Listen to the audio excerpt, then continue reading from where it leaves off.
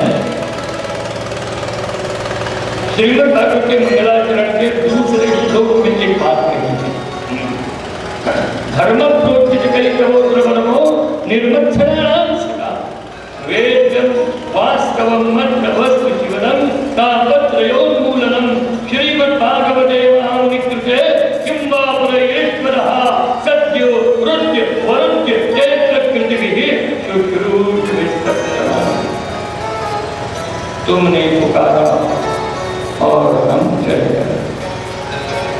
आप प्रभु को पुकारे और प्रभु दौड़े दौड़े आपके दिल में रहने के लिए चले आए। ये श्रीमद् भागवत की कथा है।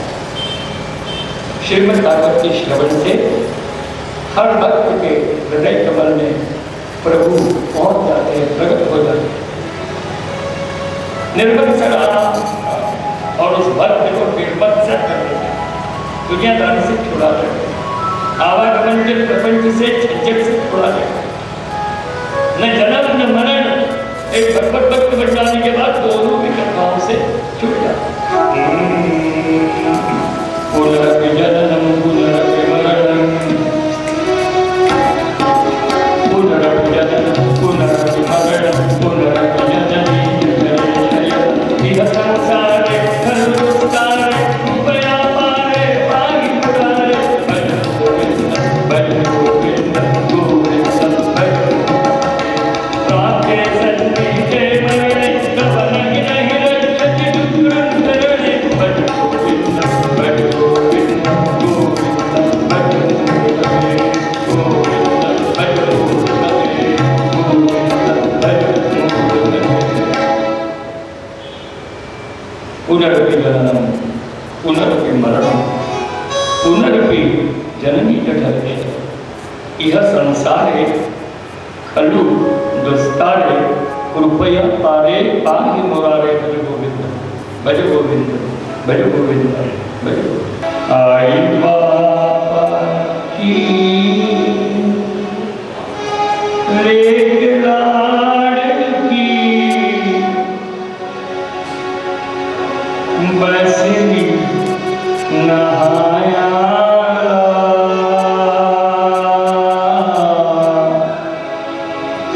सात समुद्र पानी आठ ने आईचा आगोळी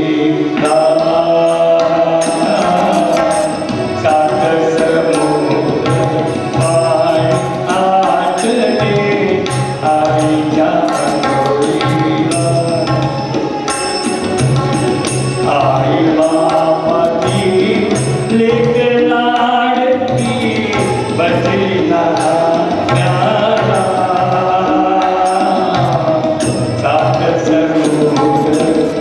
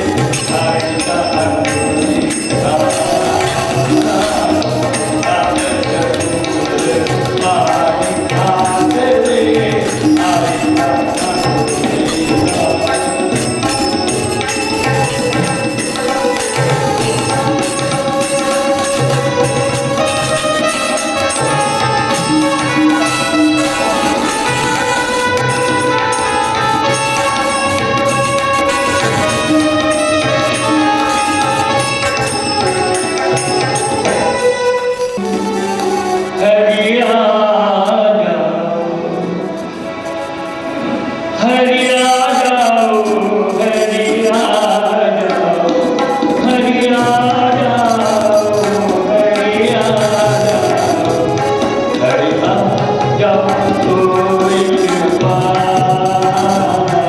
हरि आ जाओ कोई कृपा, हरि आ जाओ कोई कृपा, हरि आ जाओ कोई कृपा।